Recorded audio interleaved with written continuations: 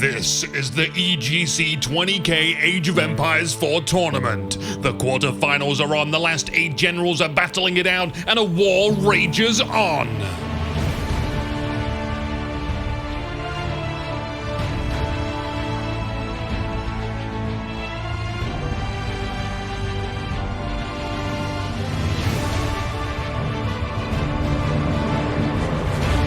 Welcome back to round 2 of this best of 5. My name's Anuki, and I have no family or friends you can use as hostages against me. But that's not important. To the west, a general builds a new frontier. They will lead the Blue French into battle. They go by the name Hera. I always like to imagine the first scout out is the actual player themselves, like a commander hero unit that's you. Anyway, over to the east, a settlement grows in support of the Red French. Leading them in battle is Recon. They have a statue of the fellow woodcutter in their town center. What an honor! Though I wish they would melt it down and use the money to pay for some real chickens, not these rubber plastic chicken for effects. Relic, why did you not breathe life into these animals? There's no excuse. Give me flappy chickens. Anywho, it's France versus France, and we all know what to expect. The map is Dry Arabia, following the map schedule. It's your bog standard map without the bog. Plenty of room for France to maneuver around their knights and plunder gold deposits. Recon gets 2 scouts and covers much ground. Find the gold, take the sheep. If that isn't a Tom Clancy material, then I don't know what is. Hera, though, just has a single scout, and you can see the difference in how much ground has been covered. But there is no immediate rush to discover what your opponent is doing. They know what they'll be doing. They'll just want to find the enemy's gold source within 3 minutes. That's good enough. Now, we are in the quarterfinals. A week has passed since the round of the last 16. 8 people were eliminated. Maybe there has been some evolutionary work with France. And in particular, France versus France combat. Double deer again. It's interesting seeing this happen so much. So we will see if any of the players here, Hera or Recon, has got a new idea they want to put into practice, or is it just gonna be Royal Knight smush again? In the previous match, Hera got overwhelmed by Mongols as the Rus. And if this is a spoiler, then my deepest apologies. I do avoid spoilers in a global sense.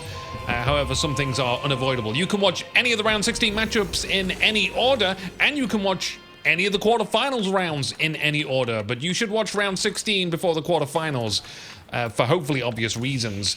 Check the video description, and I'm sure there will be a very convenient link to be able to watch these games with 0 spoilers. Smiley face. The School of Cavalry is the construction option for both generals, and it really is the only option on this map. The alternative, Chamber of Commerce, would rely on there being trade, and any kind of trade would be challenging to protect.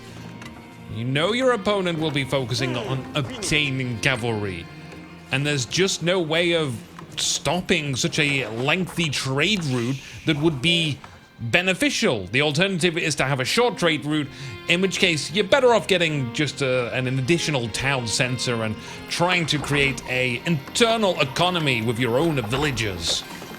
On a random note, I really like that we're seeing more customizational stuff in games today. In Age of Empires 4, you have your banner and emblem and this central artifact in your town center. It's all a part of player identity, which I could write an essay on, and I hope this will be expanded on in the future, such as being able to pick your own colors for battle. That would be nice, and having your banners displayed from your town center and keep. I think one additional bonus is like having villagers being able to construct one and only one large banner. It takes up a tile, just a big dangly banner that says, "I conquered here, that was me." Though I'm sure when that day comes, it'll be used for no other reason other than to BM your opponent. So scratch that idea. I dislike that idea now. Banners hanging from the outpost too. Let's not forget these things. Recon building a spot for miners to hide in and protect themselves whilst their 2 scouts chased Hera around. Hera still trying to uncover the map to find those resources around Recon. It's important to know what's around them, not just where they are, but in which direction they might expand to later on if the game goes on that far. France v France tends to have a long drawn-out feudal age with a very isolationist policy on expansion.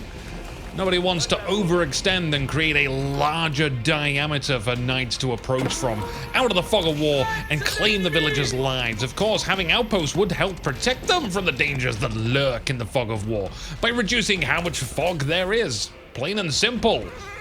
Hera's knight blocked by Recon's. Recon gets their bonus charge damage on. Hera loses this 1v1 knight off. The scouts are back. Nice to see these fellas again.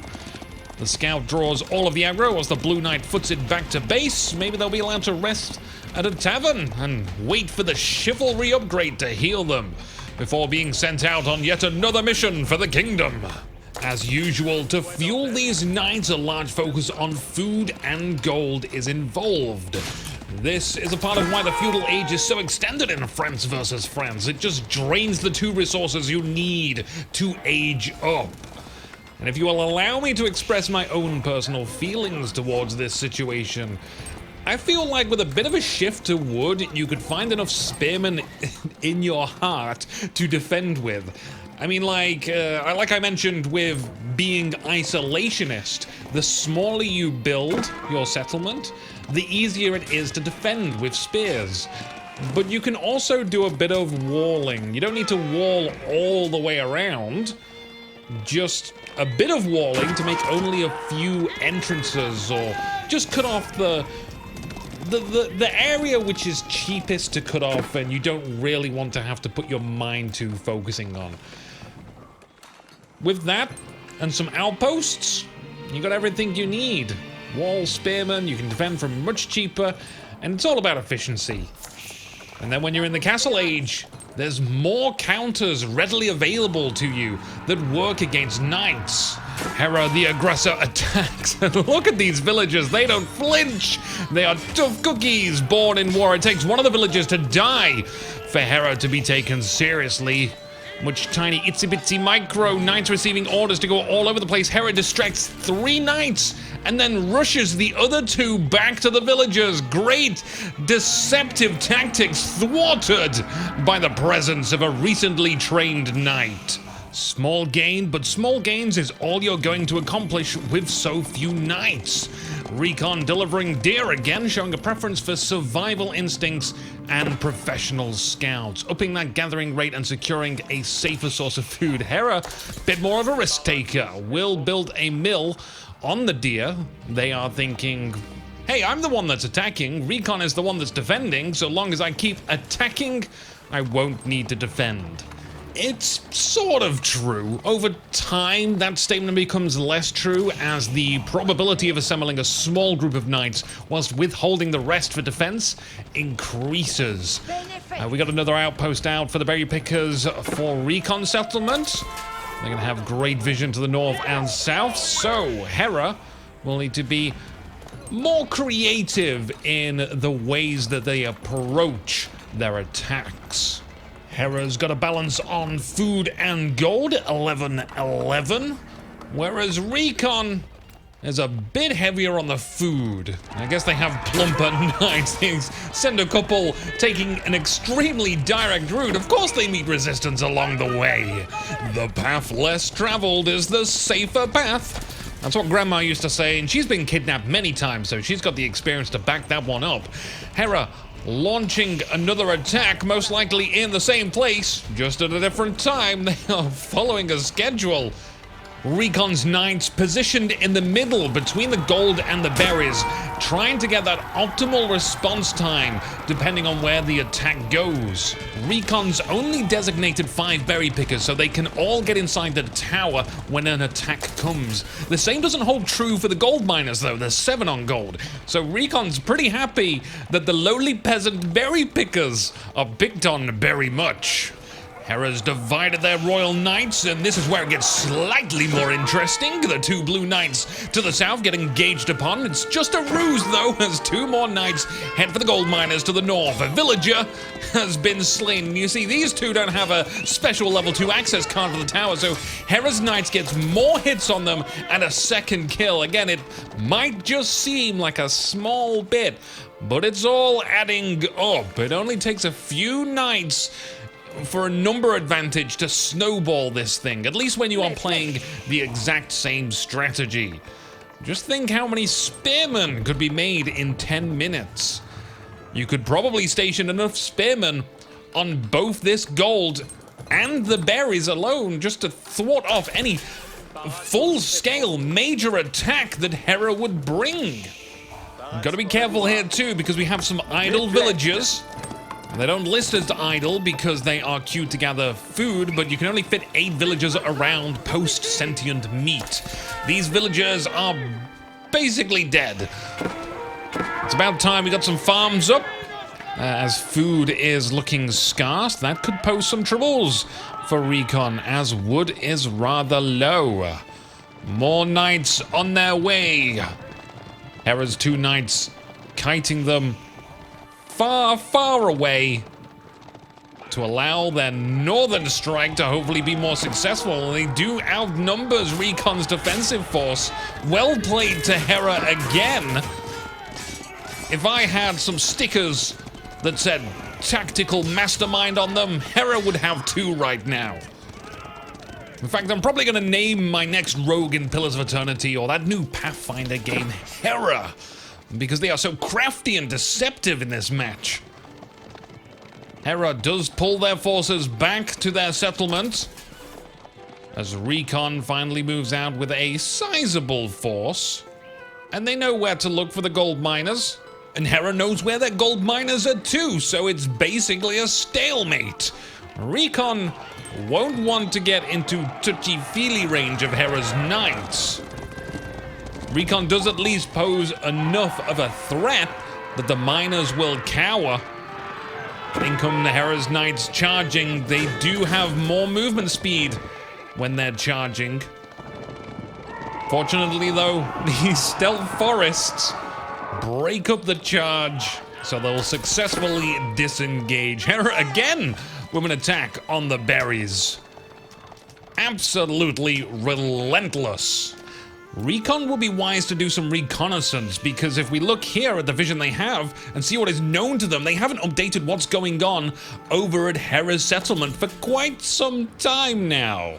But here's the thought. Oh, hang on, pause that thought, because we might have a battle on our hands. Hera's knights get a fantastic charge off whilst Recon's knights were surprised. That really highlights the importance of attack move. The orders may not be precise, it may not be what Hera ordered, but attack moving gave them the initiative. The army strength looked about equal. Nevertheless, though, what happened, and Recon will want to recover their constitution. So, about the vision and scouting. Recon, after losing some villagers and knowing that they are losing trades, can't find the time and energy for a scout, and that's a reasonable reason. Hera is moving up in the world, a guild hall on its way. There's a marketplace too, which is for buying and selling, not for trading. Almost nobody likes to trade in this game.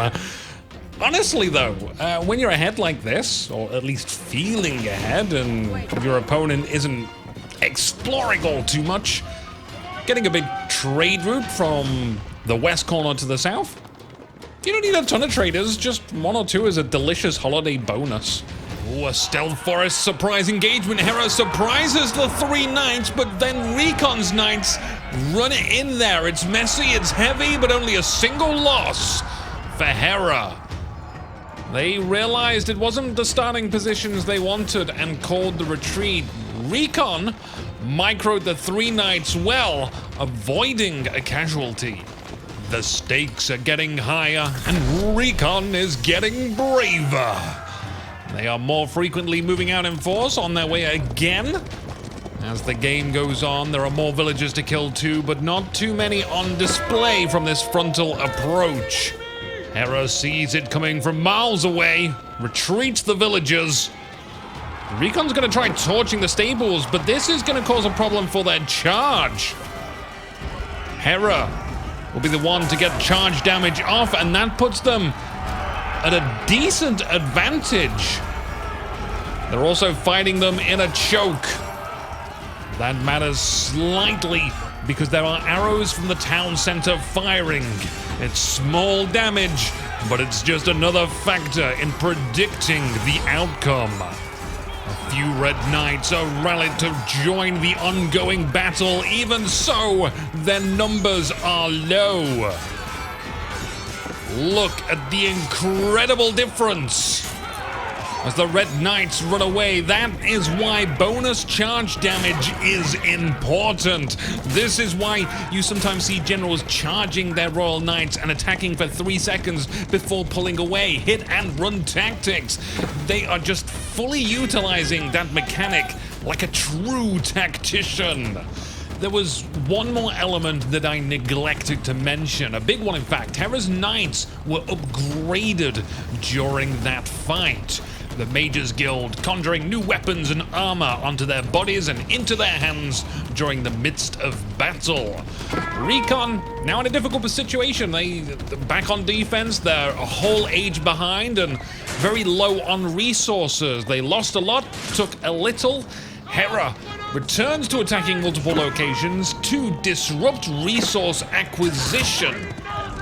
And it's at this point I have to kick and scream and shout because you cannot return to playing the same strategy anymore. You have to turn the page of the book and find an alternative. Because no one has ever come back from losing so many knights, only to keep building knights and then win. Recon does at least have a sizable force of knights that will remain over in Hera's settlement. Yes, they're going ahead and doing some raiding now. I mean, that's a good use of these knights here. But they need a defensive force. They need to secure their own resources to be able to keep producing an army. This reminds me of Total War games, where you can buy these cheap garrison militia units, which are terrible at fighting. But sometimes that's all you need for a defense. Your only goal is to make it too costly for them to attack. Granted that once siege weapons come out for Hera, that might get trickier. For now though, with it just being cavalry, spearmen are there. And buying spearmen would likely force Hera to use some of their wood on archers, as opposed to siege weapons. But maybe I'm thinking too far ahead. The location of Recon's knights was spotted by the local blacksmith, Jim Hammer. Happy holidays, Jim Hammer. Hera moved to intercept. They got a few taps on one of the knights. A single kill. There's no reason not to chase the bulk of the remaining force Recon has. Best case scenario, you kill them all. Worst case scenario, they are out of action, neither attacking or defending. A wolf will even join the cause and then betray the Blue Knights. Typical wolves. We do have a second division of Royal Knights from Recon making their move, and the gold at the very bottom of the map is being harvested. Out of sight, out of mind. That's one of the ways of protecting villagers. Stealth. Hera continues the chase through the settlement whilst their own is under attack, and as much as I want to go and see what is happening in Hera Town, there is very little Recon can do over there. We don't want to miss what could be the deciding moment here. It's the main event, the headliner. Get ready. This Sunday night, it's Royal Knight Fight Night. We will test their might. They will show their plight. But most of all, they will smite. This Sunday at the Monster Bowl Arena in Las Vegas. Hera's got them on the eternal run. They aren't in heaven or hell. They're just in limbo, and that's good enough for Hera. Recon is struggling to get their villagers to work whilst having to pay attention to commanding their forces. They will try and fight, but their armor is basically Play-Doh and their weapons tinfoil by comparison to Hera's exquisite, state-of-the-art Castle Age stuff. And as the last of the knights are disposed of, the town center receives a ceremonious old-fashioned torching. There's only one thing left to do, and that is to summon a god or raise the white flag. Yes, God can wait till round 5. Eastern France has been defeated. Congratulations to General Hera on their valiant victory. They take the second round, evening the score. But it doesn't end here, though. There is more. Join us for the third match. I'm already there, existing in all of the time streams. My name's Anuki. Let's get it on!